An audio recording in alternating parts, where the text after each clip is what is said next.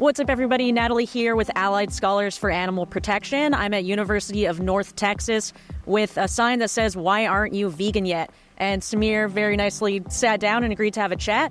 And I just want to set the intention that this is going to be a collaborative conversation. We don't want to get combative. The goal isn't to, debate each other. The goal is to just understand why you're not vegan, and I'll kind of make the case for it. So how do you feel about that statement? Why aren't you vegan yet? Funny you ask. I'm kind of vegan if you think about it. So I'm Muslim, right? So we mostly eat halal stuff, like halal food. So like America, like I grew up in America. I was born here. So like in North Carolina, there was not a lot of halal stuff there, right? So we pretty much eat vegan or like seafood and all of that stuff. Sure. So coming here to Texas, like, kind of opened up because there's a lot of more halal stuff here. Yeah. So, like, I do eat a lot. Like, I do eat more outside now compared to back then. But, like, just weird. Like, I understand where people are coming from, like, not to eat animals. Because at one certain point in time, I, didn't eat animals as well. So, yeah. Okay. Yeah, so totally. So you kind of have like the religious Muslim background, which says, don't eat pigs, but it's okay to eat animals if they're slaughtered in the halal way, essentially. But yeah, so veganism is the idea that you want to reduce suffering to animals as far as practicable and possible. And we don't believe that there is a humane way to slaughter an animal when they don't want to or need to die, which would include halal. Do you know the difference between halal slaughter versus a typical slaughterhouse? It's from what I've been told, it's mostly the way they slaughter them. And I was a little kid when I saw them, right? It was a long time ago. Yeah. It's like the way they do it, they make sure like the animal doesn't feel like pain, like it doesn't suffer. Right, that's what I saw and all that. Yeah. So that's certainly what they say. When it comes down to it, though, unfortunately, the difference between halal slaughter and non-halal slaughter is that in non-halal, the animals are stunned with a bolt gun first before their throats are slit. And in halal, they're not stunned first before their throats are slit. But they do experience pain and suffering when the blade is pulled across their throat, unfortunately. But do you think that reducing animal suffering is morally preferable? I feel like if we find a way to suffer their pain, like less pain, the better. Personally, yeah. Yeah. And why would less pain be better? Mostly because you wouldn't want to feel the pain if someone does that to you. Personally. Yeah. I think it's great that you kind of put yourself in the animal's shoes, right? And do you think animals are similar to us in the way they feel pain and stuff like that? Honestly, I feel like yeah. Yep. Because everything, every animal feels pain. Yeah. Do they have emotions? From what I see, yeah. We used to own a lot of birds. So I saw one of our, we had this pairs of cockatoos, right? Right. They're like a husband-wife pair. When the wife died, she died while birds take egg coming out. Oh. She passed away like that. The male bird was crying. He was also with us for 14 years. Yeah, that's a great example of how animals can experience grief as well. So yeah, we kind of have the distinction here. We can say we can kill animals in a bad way, right? We can kill animals in a better way as well. But there's also a third option, which is not to kill them at all. What do you think about that option? I mean, preferably, I'm okay with that. Yeah. Yeah. So that's, what we're about. We think that since animals are sentient individuals, they experience grief with that, really good example you brought up. And since we don't have to eat any animal products to survive and be healthy, to us that means we should leave the animals alone and treat them with kindness when we can. What do you think about that idea? I mean, personally, I'm okay with it, right? Yeah.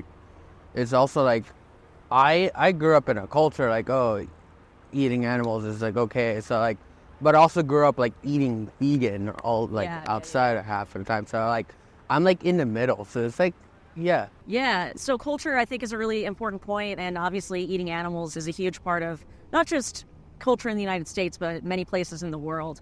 But do you think the fact that it's culturally acceptable, does that mean it's moral? And by that, I mean, can culture justify anything as long as it's culture. No. Would you ever consider giving animals moral consideration and not paying for animal products because in those industries the animals have to suffer?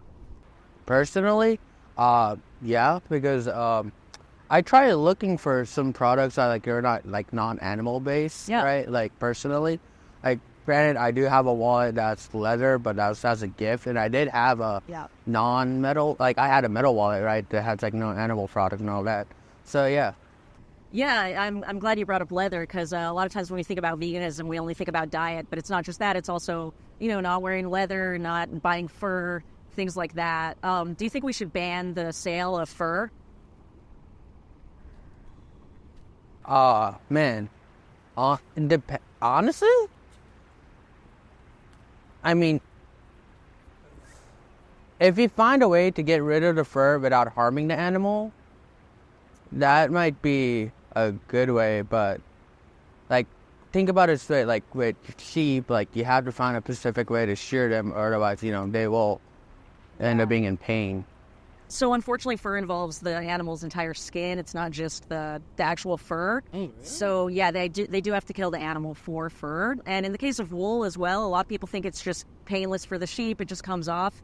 But the reality is that wool farming is very bad for the animals because the workers are essentially paid by how much wool they get. So they're very violent with the sheep and they end up with, cuts all over themselves, and their wool production declines after a few years. So they're sent to the slaughterhouse anyway.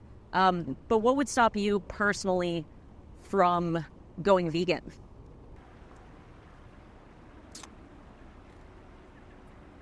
Man,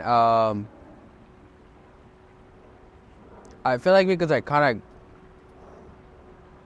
go pretty vegan, like, because I've gone halfway through it. I can just stop eating meat in general and I'll be okay with it. It does also make me feel a little weird because I kind of grew up eating meat as well, but... Yeah, I understand. I grew up eating meat and all animal products as well. So did everyone here, and we all kind of came to veganism later in our life. And, the idea of reducing your animal consumption is a great starting point, right? But the point I want to make is that on the end of any animal product is an animal who was exploited. Yeah. And, didn't want to be exploited. So if we're talking about eggs or dairy, the animals in those industries are slaughtered as well, and they almost have worse lives because the suffering is a bit prolonged compared to in the meat industry. They're killed when they're younger. So what would stop you from, I guess the idea of being partially vegan isn't really accurate because being vegan is more like a social justice stance against animal abuse. So you would never say I'm mostly not racist or mostly not sexist. Yeah. So vegans, while you can have a partially plant-based diet, vegan is an all or nothing kind of belief system. Yeah. So what would stop you from doing that? Honestly, I don't know. Okay. If I'm being honest with you, I don't have an answer to that. Sure. Yeah. Well, that's what I like to hear, because if you don't even know, then that means that you could do it, presumably, right? So would it be something you'd be interested in trying? Yeah, actually. Sweet. Yeah. Okay.